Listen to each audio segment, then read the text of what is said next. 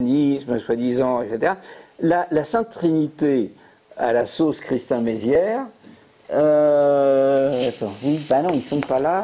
Ils sont dedans, dans les pages intérieures, mais non, c'est dans les pages suivantes. Attendez, je ne sais pas s'il y a encore. Non. Bah attendez, et là, non, il n'y a rien. Non, il n'y a pas. Eh bien, écoutez, disons que Pierre m'avait suggéré, parce que là, il m'avait lancé une piste en me disant, Dieu pourrait être une espèce de Orson Welles de la soif du mal, c'est-à-dire le flic véreux, suant, mal rasé, etc. Jésus-Christ en babacool. Moi, je lui ai fait une espèce de gueule à Bob Dylan, etc. Et le Saint-Esprit, c'est une machine à sous de bandit manchot de Las Vegas, 1881. Pas un mot, ça n'a jamais... Ou bien les intégristes ne lisent pas Valérian, et ils ont raison, ça leur plairait pas. Ou bien, non, c'est passé inaperçu, parce que je sais pas pourquoi. Non, il n'y a jamais... Vous savez, la censure venait à l'époque des corrections qui étaient demandées, ça venait directement de la maison mère. Et alors il y a eu une forme de censure quand même, si, il y a eu, lorsque la maison d'Argot a périclité en 1989 et a été rachetée par Média Participation, dont on dit qu'une frange des dirigeants, des actionnaires, était très Opus Dei, etc. Moi, j'avoue que je n'ai jamais rencontré, donc je n'en sais rien. Et que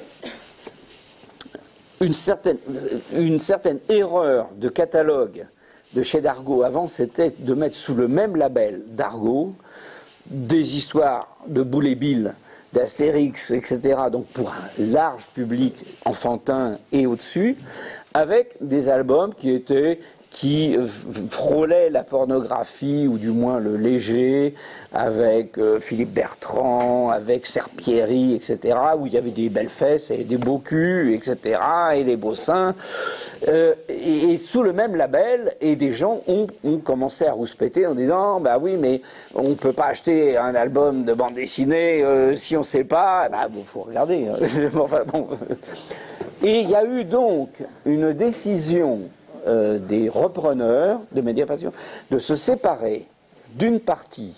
Alors c'était la partie extrêmement inconfortable pour Pierre Christin, c'est qu'une moitié de son œuvre était considérée comme une œuvre d'obédience familiale, c'était Valérian, c'était bien vu, alors que c'est profondément anti-religieux et assez, disons, anarchiste au niveau pensée, et que par contre Bilal, qui était considéré comme presque une bande dessinée avec les phalangeurs de noir, etc., qui critique quand même très, très difficilement le communisme et la fin de parti de chasse, la fin du communisme, était jugé à exclure, et ils se sont débarrassés de Bilal,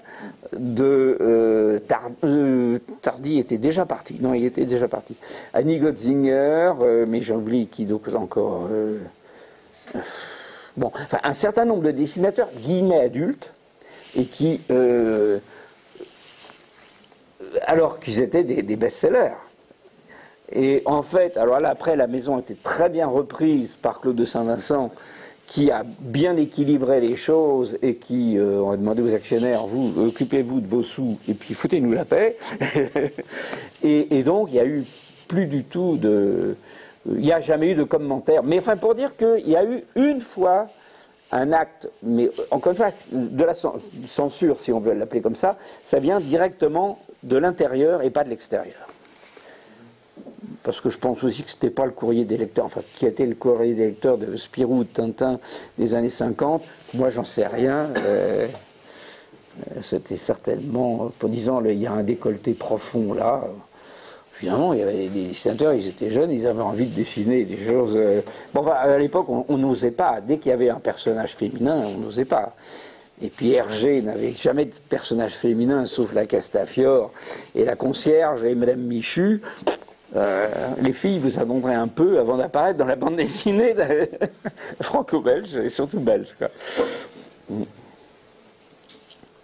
j'avais une question par rapport au cinéma. Est-ce qu'il y a une grande différence entre travailler avec un scénariste et travailler avec, quand vous avez travaillé sur le 5e élément, avec un réalisateur, un scénariste, je sais pas, personne des effets spéciaux? Oui, alors il y a énormément de différences avec le fait que je n'ai fait que d'apporter ma prestation d'univers graphique posé sur une œuvre qui était déjà autonome, qui était l'écriture du scénario que Luc Besson avait fait de son envie de 5e élément. Lorsqu'il m'a engagé, il avait déjà écrit le scénario, puisque forcément, toute œuvre cinématographique, il faut devoir trouver de l'argent, donc il faut proposer une idée, donc il faut écrire une histoire. Et même si j'avais lu le scénario, enfin, Besson m'a confié le scénario à lire top secret, sur chaque tampon top secret, sur chaque page, mais la narration du truc était déjà là, c'est-à-dire que il y avait cette ville tentaculaire, il y avait un ouvrier qui travaillait dans une usine de fusées dans la banlieue new-yorkaise et qui allait tomber finalement sur une extraterrestre, la guerre du mal, enfin bon, il y avait beaucoup d'ingrédients qui étaient ça, et en même temps, c'était pas ça. Et lorsque il m'a contacté, moi j'étais en train de faire le début des Cercles du pouvoir, où dès la page 3, Laureline et Valérian rencontrent un chauffeur de taxi volant. Et moi, j'avais bossé sur les premières pages de l'album, et crac, rendez-vous avec Besson, et qui me dit, moi je t'engage, bon. Et pendant 6 mois, enfin j'ai travaillé pendant 1 an, toute l'année 92, j'ai travaillé sur le projet de film, et j'avais complètement mis de côté, ou du moins avancé quelques pages encore, mais je travaillais pas tous les jours pour Besson, mais 3 jours par semaine, etc. C'était déjà quand même beaucoup de choses. Et le projet avançait très bien. J'ai fait quelques illustrations, ben voilà, cette image-là, où on voit déjà des premiers taxis volants, parce que moi j'ai pris les taxis volants que j'avais étudiés pour Valérian, puis je lui colle dans ça, mais ça c'était pour montrer le métro qui allait, où le héros allait travailler à l'usine.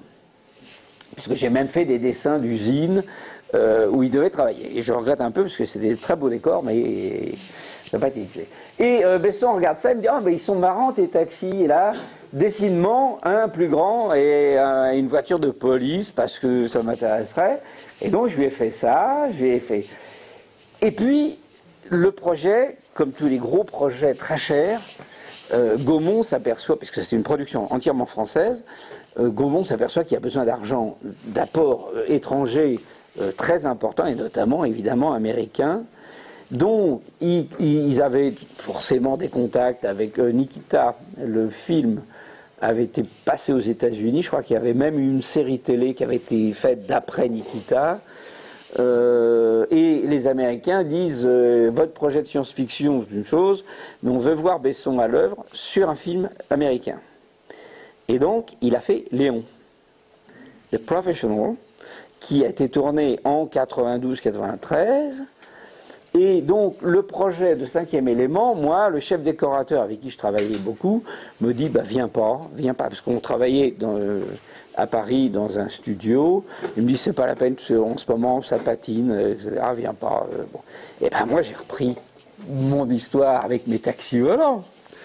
Et j'ai continué mon album.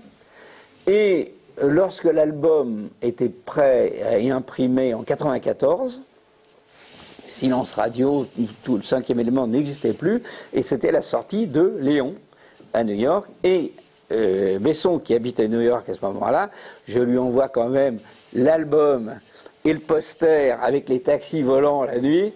Et quand il a reçu ça, il a dû dire le poster, ça je l'ai vu, il l'avait mis dans son bureau. Et puis il s'est dit quand même les taxis volants, c'est pas une mauvaise idée. Et comme Léon a très bien marché aux États-Unis et dans le monde, au Japon, etc., les producteurs américains ont dit on vous donne 25 millions de dollars pour la distribution. Ils les récupéreront, leurs 25 millions de dollars facilement. Et le projet a redémarré. Et Besson, qui avait gardé tous les dessins que j'avais faits, plus tous ceux des autres dessinateurs, puisque Möbius avait travaillé très peu sur le projet, mais quand même un peu, et beaucoup des jeunes dessinateurs qui travaillaient dans l'équipe sur les autres, les masques, les armes, et a repris tous les dessins, et ça y est, il a rétabli un scénario, et il a quand même sorti les taxis volants en disant quand même ça m'intéresse. Allez, le héros n'est plus ouvrier dans une usine d'astronefs, il est chauffeur de taxi. Et c'est pour ça qu'un jour, j'ai été invité sur le tournage à Londres, et donc j'ai découvert mon taxi qui était grand comme... Oui, jusqu'à la fenêtre, là quand même, c'était un bazar, mais gigantesque.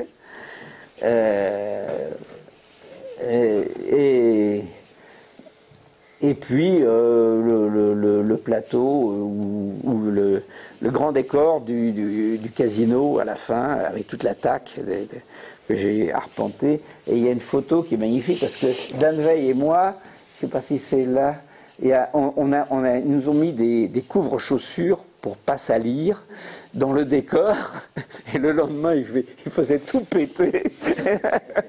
J'ai dit, salaud de mon galore. Oui, voilà, tous les dessins qui étaient... Et tout ça, ce qui était très plaisant et complètement différent d'un livre, c'était que là, je m'appuyais sur la lecture du scénario. Évidemment, je savais qu'il voulait un grand question, mais je me lâchais complètement, et c'est complètement irresponsable.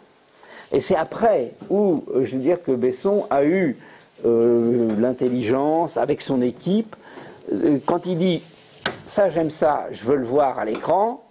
Non, alors il y a la fameuse, la grande image, elle est là, la grande image, parce que, oui, enfin, si, voilà, par exemple, cette image-là, c'est une autre image encore, voilà. Eh bien, voilà, l'image qui a été reprise quasiment avec des vraies perspectives et des vraies maquettes qui faisaient 5 mètres de haut, parce que ça c'est fabuleux, évidemment, c'est le passage au cinéma, où des blocs, moi ce que je dessine avec 3-4 traits, ils ont construit des tours entières de 5 mètres de haut, et avec toutes les faces décorées, et ils changeaient les faces de manière à ce que, après, dans la rue, ils trouvaient d'autres trucs. Alors voilà le décor de l'usine, qui n'a jamais existé, mais que j'aurais bien voulu... Tu veux... Voilà. Ça, c'est le décor de l'usine qui, moi, me plaisait beaucoup à faire parce que j'imaginais des machineries terrifiantes et en même temps, en fait, il y avait à faire un décor en matte painting, c'est-à-dire un dessin qui maintenant est devenu numérique, mais avant on le faisait sur glace. C'est-à-dire qu'il y avait juste un trou où il y avait une scène tournée ici avec des acteurs réels. Donc j'imagine très bien qu'on aurait pu faire un décor monstrueux et puis avec des petits personnages qui passent sur des passerelles, etc. Ça sera pour le prochain film, on verra. Mais donc c'est une attitude, d'abord parce que je suis au service. Et si même mon dessin est très beau, ça m'est arrivé de faire des très beaux dessins, où Luc dit, encore une fois, c'était pas la qualité du dessin, c'est pas comme ça que je le voudrais. Il dit pas je le veux, parce qu'il nous imposait rien, mais c'est pas comme ça que je le prends. Et alors que moi, quand je fais à Pierre la page, la vision de tel épisode, il va pas me dire ça c'est pas comme ça que je le voudrais. Sinon il prend mon point. Non mais il y a aussi le truc que c'est du donnant-donnant. Alors on parle du scénario, il retouche plus facilement le scénario que moi je retouche le dessin, mais aussi des fois je dis bah voilà j'ai bossé là-dessus, ça va pas du tout, je recommence et c'est moi qui me dis je recommence quand même. De ce point de vue-là, on sent aussi que votre œuvre est quand même nourrie par le cinéma. Quand on voit certaines pages, il y a des scènes d'action et il y a certaines lucarnes un peu zoom comme ça qui viennent mimer sans effet zoom. Est-ce qu'il y a une volonté de nourrir aussi du cinéma de votre œuvre? Bah oui, mais je dirais que le cinéma se nourrit bien de moi aussi. Alors donc non, c'est que la narration. Attention, parce que vous dites se nourrir du cinéma. Mais c'est pas vrai. Parce que le cinéma débite une image après une autre image, c'est plan par plan, hein, c'est à chaque fois une image. Moi, je me bats avec ma double page, et dans ma double page, il y a plein de petites vignettes que vous allez lire et que vous allez absorber plus ou moins comme un récit qui avance. Alors je mets une vignette à l'intérieur comme un gros plan, oui, peut-être bien, absolument, enfin mais je le gère au sein d'une double page qui est ma préoccupation, guillemets, de graphiste, d'artiste, c'est de faire une belle double page qui a de la gueule. Donc, le cinéma ne présente jamais, plus, saute le split screen qui arrive une fois ou deux, bon, ça c'est vraiment exceptionnel, ne présente jamais plusieurs actions comme ça. Et d'ailleurs c'est insupportable, parce qu'en fait ça ne marche pas du tout au cinéma. Quand le cinéma, je ne sais plus, qu'est-ce que c'est que ce film que j'avais vu, où ça démarrait mais très mal, avec 3 actions ou 4 actions, quand on en regarde une, on ne regarde pas l'autre, quoi, vraiment. Oh, qu'est-ce que c'est que c'est un petit film des années 70, un polar, ou un truc comme ça. Je ne sais plus. Mais en tout cas, donc c'est vrai que, bien sûr, la bande dessinée peut s'inspirer du cinéma, mais il y a un je te donne ça, mais tu me donnes ça, et surtout, en plus, c'est totalement incompatible. Parce que, même si certains dessinateurs s'inspirent beaucoup du cinéma, le scénario d'une bande dessinée, l'histoire est totalement différente de celle qui va être transcrite pour un film. Et ce qui est très amusant, c'est que Pierre Christin, en ce moment, retravaille un scénario d'un album qu'il a fait avec Bilal pour le cinéma, pour la 3e fois, et c'est pas la même chose, c'est pas du tout. Il a écrit son premier scénario, je crois, dans un espèce de plaisir extraordinaire de 3 semaines, hein, et là, il a été à 4e réécriture avec un script doc. Mais il est content quand même, il est quand même content, ça se passe bien. Ça se passe bien, mais le plaisir n'est pas le même. Hein. Voilà, c'est pas du tout la même chose. Il y a des différences, on pourra revenir sur les différences d'écriture, mais c'est par exemple que dans la bande dessinée, le problème des coûts financiers ne se pose pas. On peut imaginer n'importe quel décor, et on peut mettre une armée de 3000 soldats ou 3000 chevaux qui arrivent, absolument, les 3000 cavaliers, voilà, les 3000 cavaliers qui viennent. Maintenant, ils mettent ça en numérique, mais c'est encore plus moche. Alors, avant, au moins, ils étaient là. La place des dialogues n'est pas la même. Non, et la manière de dire, ça, c'est ce que... La manière de dire ça. Il plaignait beaucoup du travail avec le script doctor, en disant que, notamment, le scénariste de bande dessinée a tendance à dialoguer un peu trop, à faire dire des choses au personnage, alors que dans le cinéma, le personnage peut le faire juste en bougeant. Il n'y a pas besoin de dire, bon, allons, sortons de la pièce et allons voir. Il suffit de faire sortir le type de la pièce. Oui. Ah oui, non, mais alors, c'est très proche, mais c'est parfaitement, par moments, antagoniste. Est-ce qu'il y a des choses non dessinables? On ne peut pas raconter en dessin, par exemple. Pourquoi les bandes dessinées historiques sont si ennuyeuses en général et si mauvaises? Parce que je dirais que c'est peut-être pas toujours des bons dessinateurs. Enfin, ça dépend, mais il y a des bons... Mais non, mais il y a un problème aussi, c'est que qui scolte quoi? C'est que il y a des dessinateurs méticuleux, alors qui veulent faire des travaux de recherche et d'historiens, etc. Mais si l'histoire est chiante, bon, moi je veux bien qu'on compte les nombres de boutons sur les guêtres des soldats de Louis XV, etc. Mais je m'en fous, en fait. Alors, au cinéma, par contre, j'aime pas voir une fermeture éclair dans le décolleté d'une princesse du Moyen-Âge. Hein. Mais par exemple, il y a j'ai dû voir chez Larousse une histoire de France complète en bande dessinée. Ah oui. Non, mais ça, c'était... Alors, je l'ai jamais vu, je n'ai vu que les couvertures chez le marchand de journaux, mais à chaque fois, systématiquement, il y a un mec qui se retourne vers le lecteur en faisant « Regardez, ils arrivent !» Les mecs, ils sont à 20 mètres. Si les autres soldats n'ont pas vu qu'ils arrivaient, c'est qu'ils sont vraiment cons. Et ce n'est que ça. C'est des des procédés de narration. Ah, ils arrivent. Et énormément de textes off. Oui, Napoléon est sur le sommet de la colline, il observe l'arrivée des troupes ennemies et il fait ah, ils arrivent. Voilà, ça fait lourd. Non, il y a quelque chose qui ne va pas aussi, je pense, c'est la question des personnages. Déjà, de faire une bande dessinée historique suppose, si c'est pour raconter la vie de Saint-François ou la France des guerres de religion, moi on m'a demandé de faire la préface du volume de chez Larousse sur l'histoire des guerres de religion en bande dessinée. Il a fallu me flageller pour trouver quelque chose à dire, quelque chose de sympathique, mais comme il me payait, il fallait... Ben oui, ben bien sûr. C'était très difficile parce que... Mais tu me l'as pas envoyé parce que je n'avais pas vu. J'aurais même jamais dû avouer que j'avais fait ça. Allez en paix, mon fils. C'est terrible parce qu'il n'y a pas de personnage à travers lequel... C'est cette question du point de vue. On ne se met pas à la place de quelqu'un, on ne s'identifie pas à la place de quelqu'un.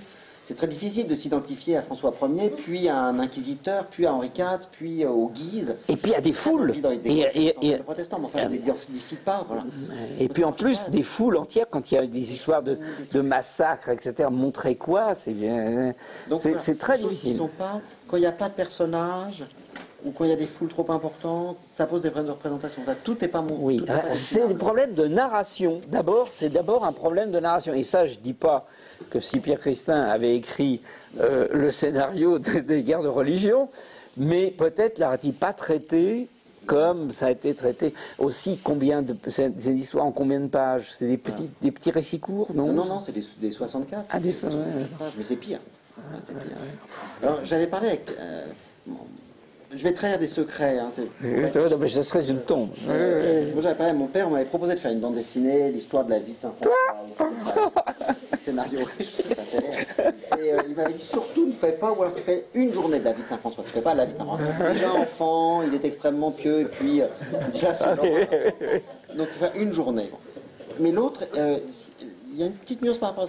Oui, c'est un problème de narration, mais des fois, quand tu n'es pas là, il se plaint. Il me dit, le dessinateur Jean-Claude me dit qu'il ne peut pas dessiner cet épisode, donc oui, parce que tellement content. Oui, parce que ça m'emmerde, parce que je ne vois pas. C'est pas que ça m'emmerde, mais alors c'est sûr aussi que selon l'état de fraîcheur du dessinateur, s'il est jeune et plein d'allant, au contraire un peu usé. Et puis il y a des trucs que je sens pas. Par exemple, même dans des albums finis, je prends un des plus beaux par moment et des plus ratés, c'est par exemple Inverloch. Inverloch, qui est merveilleux quand ça se passe en Écosse, etc. Il y a d'autres passages. Inverloch, il est... attendez, il est là. Non, oui, voilà. Au début, voilà. Et là, ici, il est en Écosse. Enfin, bon, il y a une narration très plaisante dans le vieux château, à cheval, etc. Et puis, il se passe des trucs. Il a des séquences qui se passent aux États-Unis entre les mecs de la CIA, etc. Et il n'y a plus les héros, mais il n'y a plus personne. Et il y a une histoire qui est un peu décalée. Pour moi, ou bien je n'ai pas réussi à bien la raconter, ou bien elle est trop... C'est difficile aussi de rompre sur une histoire totalement contemporaine. Parce que là, j'étais plus ni dans la fantaisie, ni ce qui me convient. Parce que je fais de la SF parce que je ne veux pas dessiner des bagnoles en cherchant la documentation de combien il y a de boulons sur les jantes de la route de la Vragnole ou une Chevrolet 1967 qui est en 85. Donc ça m'emmerde. Dessiner la réalité m'ennuie. Et c'est vrai que des personnages... J'aime bien symboliser un univers formidable dans la poésie d'un château écossais et pas dans une rue new-yorkaise où c'est difficile, c'est un peu embêtant. Puis d'autres le font mieux que moi. Serge? Oui, moi j'ai une question sur le rapport entre la science-fiction et l'histoire, c'est qu'on travaille avec l'altérité, une altérité soit dans l'avenir, soit dans le passé, et il y a la question qui se pose, que je me pose, et que certains étudiants se posent ici, à cause du thème du séminaire, qui est entre histoire et fiction, c'est comment est-ce qu'on représente quelque chose d'absolument invraisemblable, mais que le lecteur le comprenne quand même. comment se fait une espèce d'alchimie pour que ça puisse être différent Oui, mais vous parlez, là, je ne saisis pas tout à fait, pas représentable, quoi, un monstre, un événement On comprenne, par exemple, qu'un monstre est un monstre, et, enfin, ou est un être qui est antipathique plutôt que sympathique, ou qu'on comprenne que tel objet est une machine. Qu'est-ce qui rend vraisemblable, ouais. Que ça rende vraisemblable, qu'on puisse. Parce que là, on voyait tout à l'heure les Shingoos, les trois personnages qu'on retrouve dans Star Wars, plus ou moins volés. C'est pas possible de s'identifier à ces Shingoos. Ah non, ils sont très humains. Ils sont très humains. Comment ça se fait qu'on les identifie comme des personnages avec une volonté, avec une personnalité? Comment on fait ça? Enfin, c'est ça la question, Serge? Oui, c'est ça, ouais. Ouais. Bah, alors, prenons l'exemple des Shingoos parce qu'elle est exemplaire en même temps. C'était donc au début de l'histoire de ces rencontres de civilisation dans le point central dans le cosmos, et l'Orline, dont Valérian a été enlevé en même temps que l'ambassadeur terrien, etc., on ne sait pas où ils sont, elle enquête pour savoir qu'est-ce qu'ils sont devenus, et il y a des informateurs qui arrivent pour lui vendre le plan de l'intérieur du point central. Bon, ça c'était le thème scénaristique que Pierre avait choisi.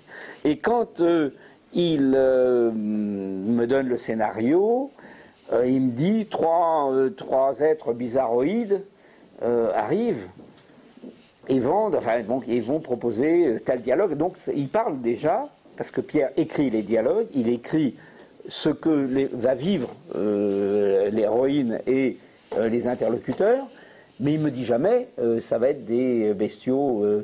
Il y en a un, les intentions de psychologie des personnages est déjà là. Il y en a un qui est plus particulièrement Fauderche, il y a l'autre qui est plutôt tendance à tomber amoureux de l'Orline, etc.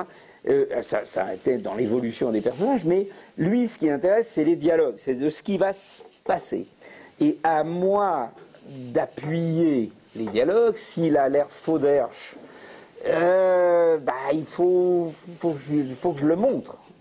Et c'est mon guillemet talent ou pas talent qui fait qu'on y croira. Il y a toutes sortes. Alors évidemment, il y a des connotations de dire si vous faites un personnage qui a les sourcils qui se retrouve comme ça, c'est qu'il est plus méchant que celui qui a une tête avec les oreilles, le sourire jusqu'aux oreilles. Mais c'est pas aussi simple que ça. Et rendre des personnages crédibles, je dirais qu'il faut que ça soit crédible de A à Z, de la page 1 à la page 46, quelle que soit l'histoire. Et j'ai du mal à vous dire comment fait-on. On a l'inspiration, et il y a des personnages très réussis et d'autres moins réussis. Sur les personnages, en tant qu'historien, on s'attache aussi aux sujets sur lesquels on travaille, aux personnages dont on traite. Alors, quel est le rapport du dessinateur à ces personnages, en particulier à Valérie Loreline, avec qui Christin Toll fait un chemin assez long, et qui finalement maintenant échappe un peu pour être repris par d'autres, par Arsène en l'occurrence. Oui, ça c'est quand même nos enfants. On s'est quand même démerdé à faire deux beaux bébés tous les deux ensemble. Je parle pas de toi. Mais c'est vrai qu'on s'attache à deux personnages qui ont pris vie et pendant 45 ans. Valérian, moi je dis toujours que j'ai jamais réussi à lui dessiner une tête possible, sauf que je dessine toujours très mal Valérian, il change d'une case à une autre. L'Orline, c'est venu plus facilement, je ne sais pas pourquoi, mais finalement l'Orline est plus vivante. Et donc, je reviens un tout petit peu en arrière. C'est que le scénariste qui imagine une séquence, par exemple, de rencontre entre les Shingoos et l'Orline, etc., il ne sait pas comment je vais le dessiner. Mais selon la qualité du dialogue et selon ce que le personnage, comment il va le faire jouer, parce que c'est comme une pièce de théâtre. Au fond, la bande dessinée le plus proche, c'est pas le cinéma, c'est le théâtre. C'est-à-dire que on donne dans le texte des indications à la mise en scène pour le théâtre et au dessinateur pour la bande dessinée en disant un tel très en colère dit ah, c'est pas possible ce bordel ici. Bon, très en colère. Comment je vais faire jouer mon personnage très en colère? Alors ça dépendra de l'importance du personnage. Est-ce qu'il est très très important? Est-ce que cette colère va être... Bon. Et je crois que la modulation des expressions, du dialogue, on peut faire dire, moins en bande dessinée, où effectivement quand le personnage dit oui, il dit oui, et on lit oui, et qu'au théâtre, vous pouvez lui faire dire ouais, pas convaincu, quitte à carrément dire ouais, bon, et puis on sait très bien qu'il ne va pas le faire et qu'il dit non. Ça, je ne peux pas le faire en bande dessinée. Quand c'est oui, c'est oui. Quand c'est non, c'est non. Mais autrement, il y a quand même la manière de faire jouer mes acteurs de papier, et ça, ça prend ou ça prend pas. D'ailleurs, en parlant du lien avec le théâtre, on voit au début de vos albums, il y a beaucoup de didascalies qui sont en dehors des cadres, donc les petites annotations. Et puis au fil des bandes dessinées, elles disparaissent quasiment. Ouais, absolument. Donc, vous avez une réflexion à ce sujet-là, ou bien ça vous est venu naturellement? C'est le scénariste, ça, c'est son job, il est payé pour ça, grassement. Non, c'est-à-dire qu'en fait, oui, c'est-à-dire qu'il y avait le fait qu'on a démarré Valérian comme des vrais débutants. Pierre n'avait jamais écrit un scénario de bande dessinée avant de travailler sur Valérian. Moi, j'avais une expérience de dessinateur, mais pas de narrateur. Et c'est vrai que au début, on a fait ce que faisaient les copains, un peu, pas en copiant, mais en prenant un mode. Et là-dessus, quand il s'est senti plus sûr de lui, il a commencé à dire, je ne veux pas dire quelques instants plus tard, ou ça c'est chiant, et on peut s'en passer, et puis moi je peux peut-être symboliser la rupture, parce que c'est deux plans très différents, un jour, une nuit, etc. On a bien compris, si c'est la nuit avant, et que c'était le jour après, c'est pas la peine de dire, et le jour suivant, on a compris. Donc il y a tout ça, il y a une espèce de langage qui est commun à tous les dessinateurs de bande dessinée, et en même temps, qui doit être réinventé par les auteurs pour se l'approprier et trouver une manière de s'exprimer.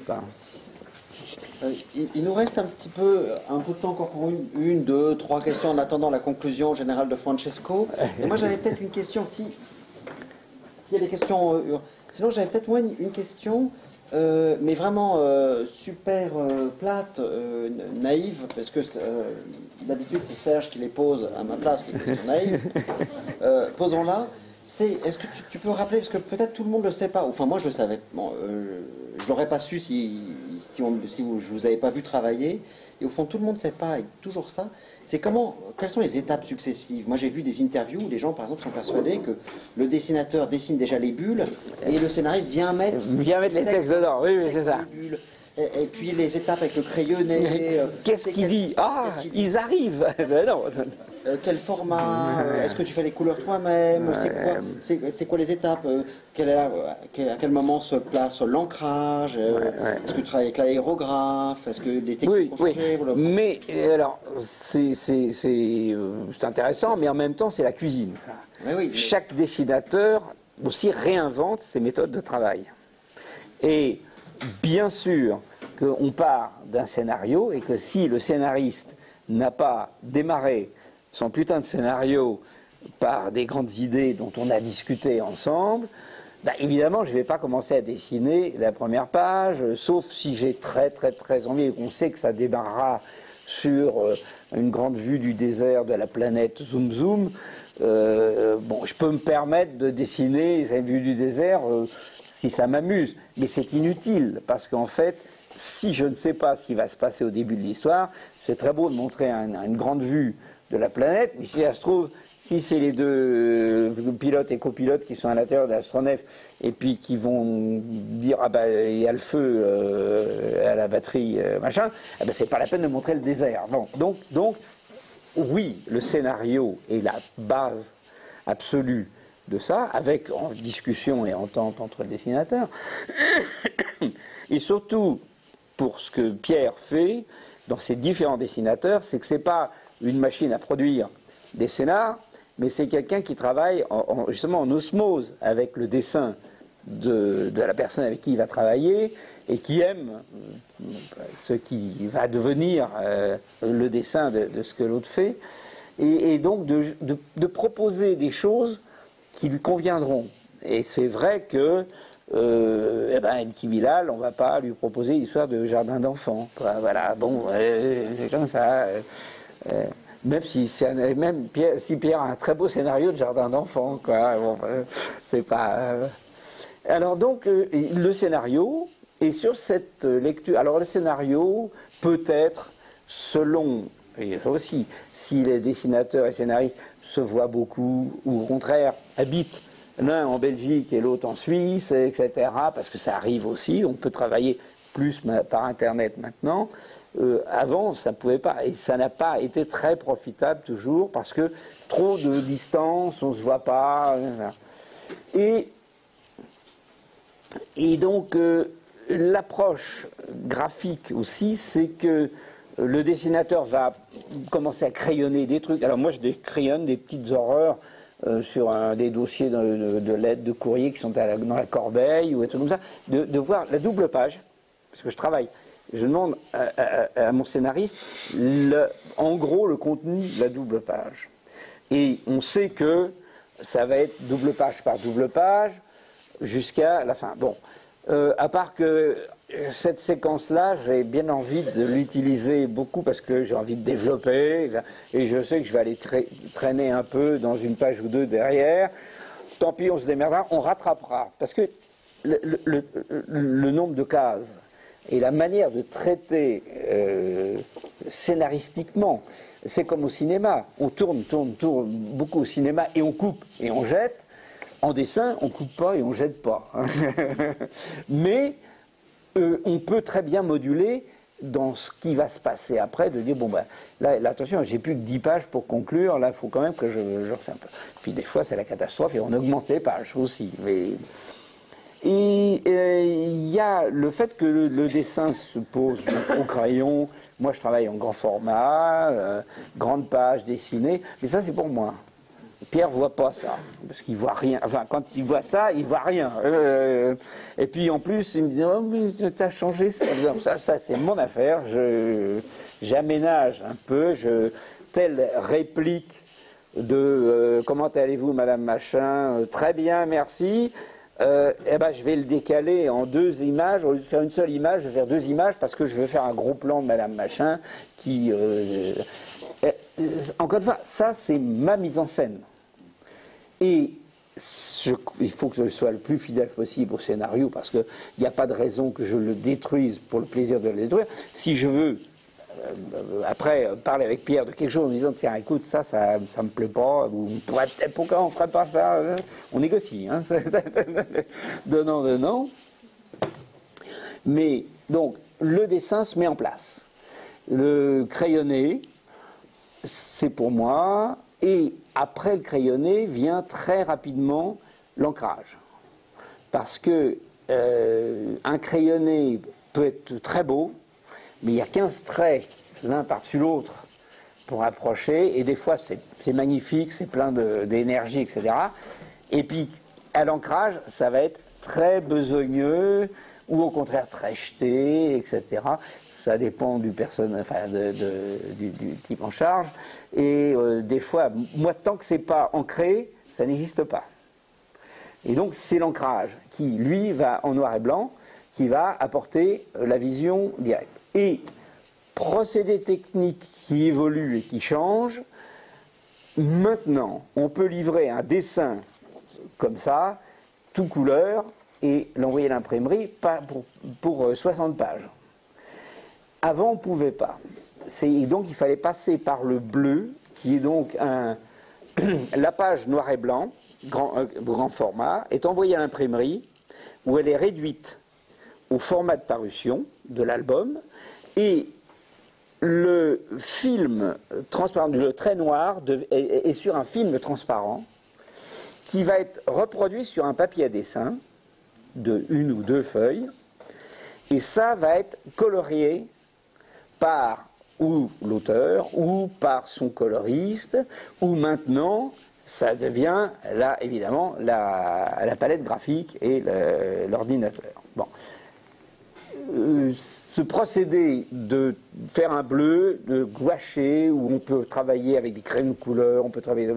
Moi j'aime beaucoup parce que c'est ma sœur qui fait, Evelyne Tranley, qui fait les mises en couleur parce qu'elle me soulage d'un énorme travail. Elle ne travaille pas avec moi, elle travaille chez elle. Et elle a un goût de la couleur qui est formidable. Et je lui indique, moi, dans mon dessin, tel que j'envisage bien, les sources lumineuses.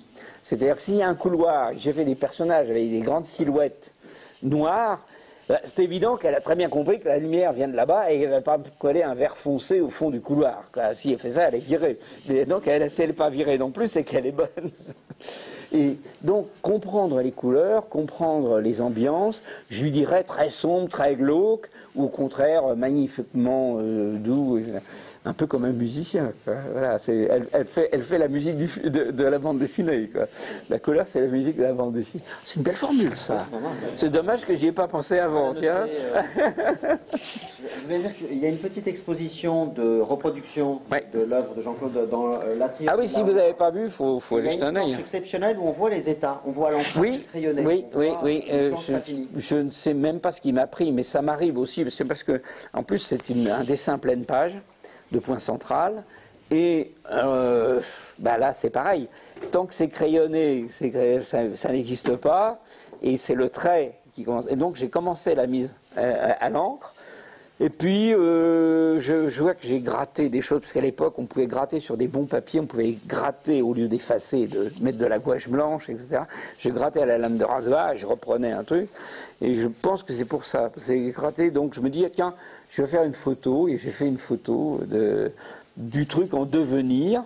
Et finalement, cette page, vous pouvez la retrouver dans l'album. Je crois que c'est Ultralume, il me semble bien. Oui. Et c'est assez marrant de voir qu'il y a eu encore des changements après. Mais donc, un truc en évolution. Un dessin, c'est tout le temps en évolution. Et donc, le bleu de mise en couleur revient chez moi. Moi, des fois, je retravaille des couleurs, des petites choses, un peu plus de contraste. Ou le contraste, c'est parfait, il n'y a rien à faire. Ça part à l'imprimerie. Et après, aussi l'imprimerie, entre dans les pages dans le journal 1968 et maintenant, la qualité de l'imprimerie a fait des bonds mais gigantesques. Et on peut se permettre, c'est un peu plus violent que la vraie mise en couleur que j'ai fait, mais c'est très proche, c'est très subtil, c'est magnifique. Bon. Et moi, ça ne me gêne pas que l'imprimerie ne soit pas tout à fait pareil entre mon original. Et en plus, l'imprimerie, c'est imprimé sur des grandes feuilles où vous avez, quand c'était des 46 pages, d'un côté 24 et 24, ça fait 48, et c'était une feuille. Vous ne pouvez pas mettre 2 pages de plus, parce que c'était une page. Une feuille de papier. Et ça faisait avec la titre, avec ça faisait les 48 pages. Et donc pas d'état d'âme. Maintenant, les machines, on peut faire des bouquins de 250 pages, de 58, etc. Des tas de rien. Donc ça a encore beaucoup évolué aussi. Mais le plus simple, c'est dessin. Couleur, alors des fois couleur, Bilal a vraiment des magnifiques pages avec la couleur directe sur son dessin et il revenait foutre du trait noir par-dessus. Moi ça m'arrive très souvent de remettre le trait noir sur la peinture de la couverture, puisque ça c'est des peintures et je reviens préciser avec le pinceau sur l'ongle de Chine. Mais ça c'est chacun, personne ne doit ou doit pas. Pour les pages intérieures, si je ne fais pas de traits d'encre de Chine, évidemment, la coloriste, elle a rien à se mettre sous la dent. Hein.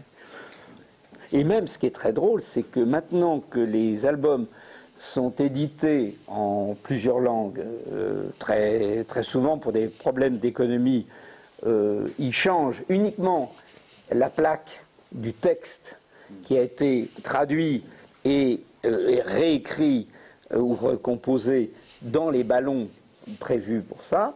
Et donc, il y a un tirage de 50 000 en français, et de 5 000 en allemand, et de 3 000 en néerlandais, etc., etc. Et donc, il change uniquement la plaque du texte. Donc, des fois, la coloriste reçoit le film noir sans le texte, alors que moi, j'écris mon texte sur ma page, mais eux, après, ils le masquent parce qu'ils ne veulent pas que sur la même feuille de tirage, il y ait évidemment le texte français, et c'est parce qu'en plus, les onomatopées, maintenant, on fait beaucoup moins d'onomatopées qu'on en faisait avant, parce que justement, on n'a pas des problèmes de traduction. C'est-à-dire que quand vous dites aïe en français, ben en espagnol, je ne sais pas si c'est aïe, ou en allemand, c'était pas ça. Et j'ai eu dans les cercles du pouvoir, j'ai eu des malheurs épouvantables pour une édition danoise, un truc comme ça, où ils avaient effacé les textes noirs, mais j'avais mis de la couleur dans les aïe et les boum et les trucs comme ça, et donc vous avez un bout d'endroit où on voit le boum en couleur et le noir qui dit schlomp. On va peut-être dire, voilà, la suite des événements, c'est Francesco, il y a un buffet à midi, vous êtes tous conviés avec Jean-Claude Mézières, que je veux remercier.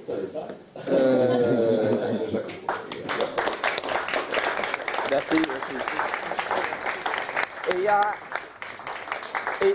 Et il y aura plein de questions intéressantes tout à l'heure, je sens ça. Vous êtes tous en petit comité. Juste pour le buffet, le temps qu'on aille quelques-uns le mettre en place, donc on a une vingtaine de minutes de pause. Je vous propose de se retrouver dans le hall de Lola à midi 10, où non seulement vous pourrez manger, mais vous pourrez aussi admirer quelques-uns des dessins qu'on a vus ce matin, et peut-être en parler encore un petit peu avec Jean-Claude Mézières, que je remercie encore une fois de sa participation en conclusion. J'avais préparé une conclusion séminaire, évidemment, mais on n'a plus le temps. Mais viens. On a 20 minutes. Mais viens. Débordons, allez. Il faut meubler les 20 minutes. Donc je vous invite, non, moi je vais couper le pain. Donc, Mali Bidis dans le hall, tout le monde est évidemment bienvenu. Encore une fois, merci beaucoup. Merci aussi.